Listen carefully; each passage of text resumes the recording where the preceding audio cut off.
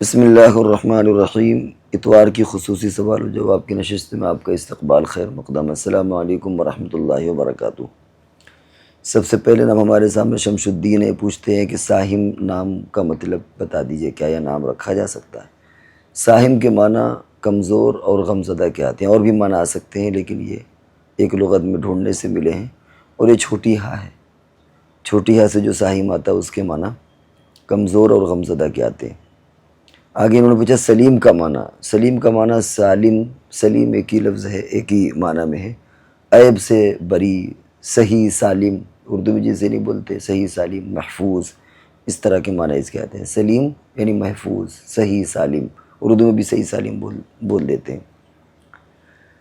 بنت طارق، انہوں نے ایک فوٹو بھیجا ہے کہ آیت کے وسیلے سے کیا مراد ہے؟ آمنوا اتقوا اللہ وابتغوا الیہ الوسیلہ، وہاں پر وسیلے سے مراد وہ وسیلہ نہیں ہے جو عام طور سے یہ بزرگوں کا وسیلہ لاتے ہیں، بلکہ وہاں پر مراد عبادات کے تعلق سے وہ طریقہ جو خود اللہ تبارک و تعالیٰ نے رسول اللہ صلی اللہ علیہ وسلم نے بتایا کہ کیسے اللہ تک تم پہنچو، اللہ کی خوشنودی تم حاصل کرو۔ کوئی انسان نے پوچھا عمر، کوئی انسان یہ کہے کہ تم نے ایک گانے کی لائن سنی ہے، جتنی چابی بھری رام نے اتنا چلائے کھلونا؟ یہ گانے کی لائن، اور وہ یہ اس لیے کہتا ہے کیونکہ وہ یہ سمجھانا چاہتا ہے کہ کچھ لوگ جتنا کام بولا جائے اتنا ہی کرتے ہیں۔ جیسے کوئی کھلونا صرف اتنی چابی بھرنے پر چلتا ہے، اپنی طرف سے کوئی کام دکھا بھی رہے ہوں تو نہیں کریں گے، دکھ بھی رہا ہو، یہ کہنا چاہیے۔ تو کیا ایسا کہنے والا کفر لازم آگے؟ نہیں، یہ اصل میں کہاوت ہے، جیسے کہا جاتا ہے کہ منہ میں رام رام بغل میں چھری، تو اس طرح کی جو کہاوت ہے، ظاہر بات ہے گانے کے نام پر کسی نے کوئی کہاوت بنا لی تو اس سے کفر نہیں ہوگا۔ باقی اس طرح کی چیزیں بھی نہ کہے تو ٹھیک ہے، لیکن جو چیزیں کہاوت میں شامل ہو جاتی ہیں، محاورے میں شامل ہو جاتی ہیں، ان سے ایسا کوئی کفر لازم نہیں آتا۔ ایک اور سوال ہے، کوئی جنت نام کی لڑکی کو دیکھ کر کہ خدا جب خود بھیج رہا ہے جنت دیکھنے کے لیے تو ہم جنت کیوں سوچیں؟ کیا ایسا کہنے والا نہیں؟ یہ تو بہت بے ادبی کی بات ہے، اور ظاہر ہے کہ ایسے موقع پر بھی مقصد اس کا کوئی اس جنت کو نعوذ باللہ وہ کرنا نہیں ہوتا ہے کہ ہم نہیں دیکھنا چاہتے، یا بلکہ یہ بھی ایک مبالغے کا وہ ہوتا ہے انداز، مبالغہ کرنے کے لیے ایسا کہہ دیتے ہیں، لیکن یہ بے ادبی ہے اور ایسا نہیں کہنا چاہیے۔ کافر تو نہیں ہوگا بندہ کیونکہ مقصد کچھ اور ہے، لیکن پھر بھی اس طرح کی چیزوں سے بچنا چاہیے، احتیاط کرنا چاہیے، جس سے اللہ کی پیدا کی ہوئی چیزوں کی حقارت لازم آئے۔ تو یہاں پر ٹھیک ہے لڑکی کا نام جنت ہے، لیکن یہ تعبیر کہ جو اللہ نے جنت بنائی ہے وہ کیا سوچیں، ہم کیوں سوچیں؟ تو اس طرح کی چیزیں نہیں بولنا چاہیے، اور گناہ ہے لیکن بہرحال کافر نہیں ہوگا، کیونکہ مقصد یہاں پر اس جنت کی توہین نہیں ہے۔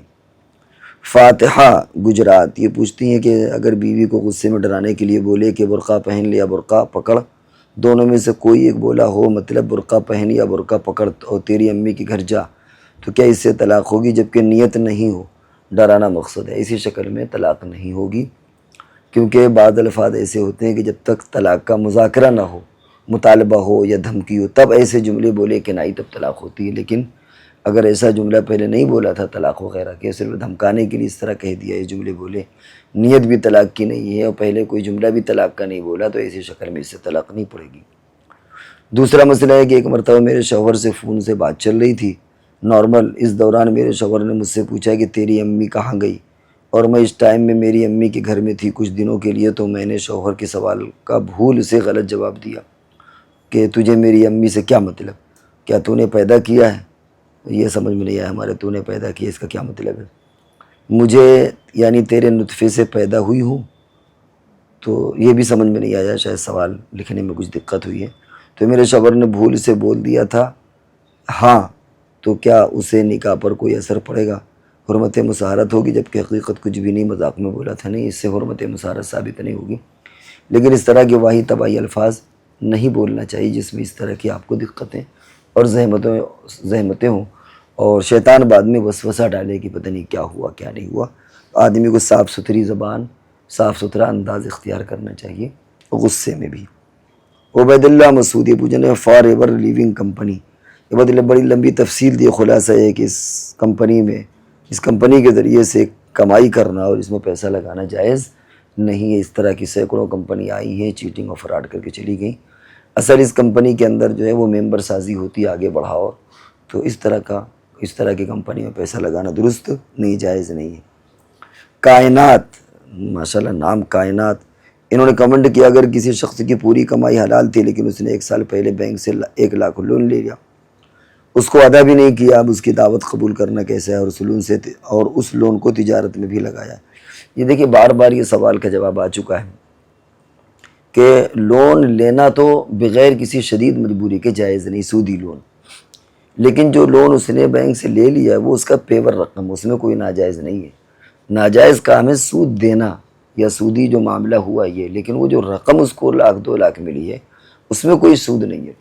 تو وہ اگر اس پیسے سے دعوت کرتا ہے یا یہ کہ اس سے کمائی کرتا ہے اور پھر اس سے دعوت کرتا ہے تو یہ جائز ہے، کیونکہ اس میں کوئی حرام مال کی آمیزش نہیں ہے۔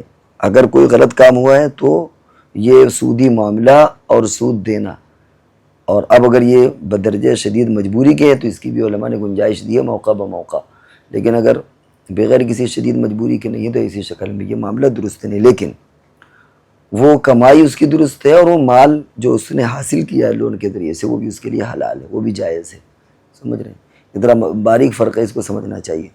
تو ایک تو یہ کہ اس کی ویسے بھی کمائی حلال تھی، لیکن اگر حلال تھی، اب اگر اس نے بینک کے ذریعے سے لون لے لیا تو وہ جو لون لیا ہے وہ بھی حلال ہے۔ سمجھیے گا، لون لینا اور سودی معاملہ یہ حرام ہوتا ہے، لیکن جو رقم لی ہے وہ حلال ہے۔ تو اب اس رقم سے خود دعوت کرے یا اس کو کاروبار میں لگا کر کے آپ کو کھلائے اس کے نفع سے جائز اور درست ہے۔ سفیان طارق، انہوں نے میری ویڈیو سجدے شکر کرنا کیسا ہے کامنٹ کیا ہے۔ انہوں نے ہماری ویڈیو پر کامنٹ کیا ہے اور انہوں نے لکھا ہے لیکن ہم تو روز صبح 2 رکعت نفل صلاۃ الحاجہ پڑھتے ہیں تاکہ دن بھر کی حاجت پوری ہو سکے، اور رات میں 2 رکعت نفل شکرانے کی پڑھتے ہیں کہ دن اچھا گزرا۔ تو کیا یہ جائز ہے؟ کیونکہ جیسا آپ نے کہا کسی خاص موقع پر سجدے شکر کرنا چاہیے، یہاں پر بھی کچھ مس پرنٹنگ ہو گئی ہے۔ دیکھیے دونوں باتیں الگ الگ ہیں، شاید آپ نے ایک دوسرے کے ساتھ گڑمڑ کر دیا۔ ایک ہے سجدے شکر اور ایک ہے صلاۃ شکر۔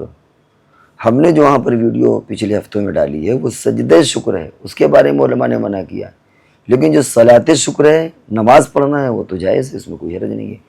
تو جو آپ صبح صلاۃ الحاجت پڑھتے ہیں یا گھر میں وقت اچھا گزرا اور روزانہ رات میں نماز پڑھتے ہیں، اس کے کیا کہنے ہیں، تو بہت اچھی بات ہے۔ ایک ہوتا ہے کہ نماز کے بغیر صرف سجدہ شکر کرنا، اور کبھی کبھی اس میں وضو بھی نہیں ہوتا، جیسے دیکھا ہوگا کرکٹ میں بعض ملکوں کے لوگ ہیں جو سجدے میں گر گئے، اور ایک تو ماشاءاللہ خواتین ہی گراؤنڈ میں سجدے میں گر گئیں، خاتون ہیں کرکٹ کھیل رہی ہیں، اب کیا نام لیا جائے، کس ملک کا نام لیا جائے، پڑوس کے ملک میں وہ خاتون پورے گراؤنڈ میں کسی کی نقالی کرتے ہوئے سجدہ کر رہی ہیں۔ گھر میں تو یہ کہ چپک کے آدمی سجدہ کرے، وہاں پورے گراؤنڈ میں سب کچھ انہوں نے ظاہر کیا۔ تو ایسی شکل میں وہ سجدے کے لیے منع کیا گیا ہے جو سجدہ شکر ہے، سمجھ رہے ہیں؟ تو اس میں وضو ہے تو نہیں ہے وضو، تو لوگ اس طرح کر لیتے ہیں، یہ چیز منع ہے۔ صلاۃ شکر منع نہیں، آپ روزانہ پڑھیے، دن میں 10 مرتبہ صلاۃ شکر پڑھیے، 2 رکعت نفل نماز پڑھیے، اللہ کا شکر ادا کریے، اس میں کسی طرح کی کوئی بندش نہیں ہے، اور یہ حلال ہے، یہ جائز ہے۔ تو آپ تھوڑا سا اس میں تصحیح کر لیں کہ ہماری ویڈیو جو ہے وہ سجدہ شکر کی ہے، جو ہم نے بنایا تھا کہ وہ درست نہیں ہے، اور ایک ہے صلاۃ شکر۔ صلاۃ شکر میں کوئی حرج نہیں، بلکہ تو اچھی چیز ہے۔ عاقب، انہوں نے کیا جمائی آنے سے وضو ٹوٹ جاتا ہے؟ اگر نماز کی حالت میں جمائی آ جائے تو کیا حکم ہوگا؟ نہیں، جمائی سے وضو نہیں ٹوٹتا، چاہے نماز میں آئے یا نماز سے باہر آئے۔ نماز میں شاید آپ کو بھول ہو رہی ہو، قہقہہ لگانے سے ٹوٹ جاتی ہے، جب کھل کر کے نماز میں قہقہہ آ جائے تو وضو ٹوٹ جاتا ہے، اور اس میں غالب گمان ہوتا ہے کہ شاید ریا خارج ہو گئی ہو، لیکن پھر بھی خارج ہو نہ ہو وہاں پر بحث نہیں، اگر نماز میں قہقہہ لگا کر کے ہنسی آ گئی تو وضو ٹوٹ جاتا ہے، باقی جمائی سے وضو نہیں ٹوٹتا۔ یہ رہے محترم آج کے سوال کے جواب۔ اب ہم اگلی نشست تک کے لیے آپ سے جدا ہوتے ہیں۔ السلام علیکم ورحمۃ اللہ وبرکاتہ۔